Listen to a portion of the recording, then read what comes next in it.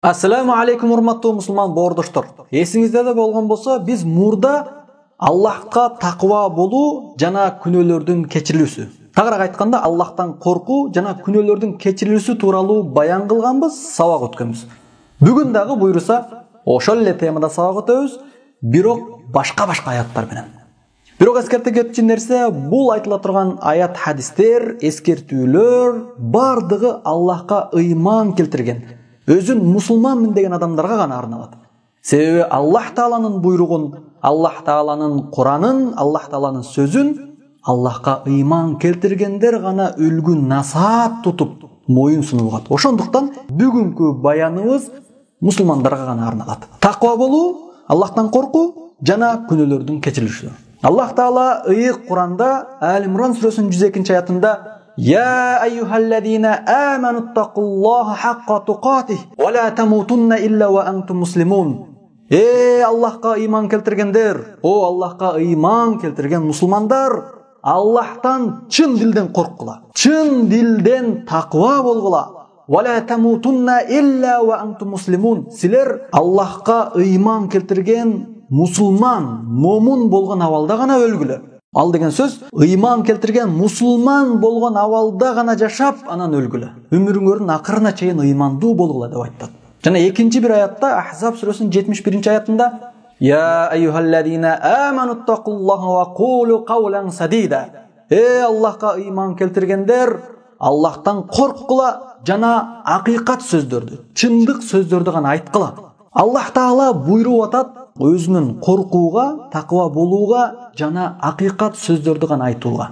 Себеби таквалык дегени, Аллахтан коркуу дегени үстү келбеттеги таквача кийинүү же таква болуп көрүнүү эмес. Бул чыныгы таквалык, чындап Аллах Тааладан коркуп, Аллахтын буйругун аткаруу.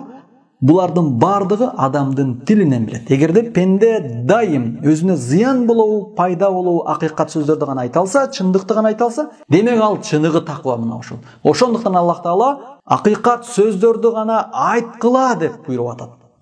Эгерде ушинте турган болсоңор, Аллахтан коркуп, акыйкат сөздөрдү айта турган болсоңор, аяттын андысында, бул Ахзаб сүрөсүнүн 71 аятында, Юслих лакум а'малакум ва ягфир лакум зунубакум. Анда силердин иштериңерди оңдоп коет. Кайсы гана ишиңерди кылбагыла, таква болсоңор, акыйкат сөздөрдү айткан болсоңор, анда силердин ишиңерди оңдоп коет. Ва ягфир лакум зунубакум. Жана силердин күнөөңөрдү кечирет дейт. Биздин негизги максатыбыз дагы ушул. Демек кимде-ким күнөөлөрдүн кечирилип, Аллахтын алдында жүзү жарык болуп жолугууну каалай турган болсо, Аллахтан корксун. Аллах Таала өзү бизге үйрөтүп атат. Кимде-ким Аллахтан корккон болсо, таква болгон болсо, Аллах Таала анын ишин оңдоо менен бирге күнөөсүн кечирет. Ва ман юти'иллахи ва расулаху фақад фаза фаузан азима. Кимде-ким Аллахка баш ийсе, жана Аллахтын жиберген элчисине Мухаммад саллаллаху алейхи ва салламга баш ийсе, чындыгында ал чоң ийгиликке жетиптир. Фақад фаза фаузан азима. Чыныгы ийгиликке жетиптир. Келиңиздер. Барыбыз чыныгы ийгиликке жеткен адамдардын катарында болойлу. Алар кимдер? Аллахтан корккон жана күнөөлөрү кечирилген. Аллахтан коркуу үчүн эмне иштерди кылыш керек?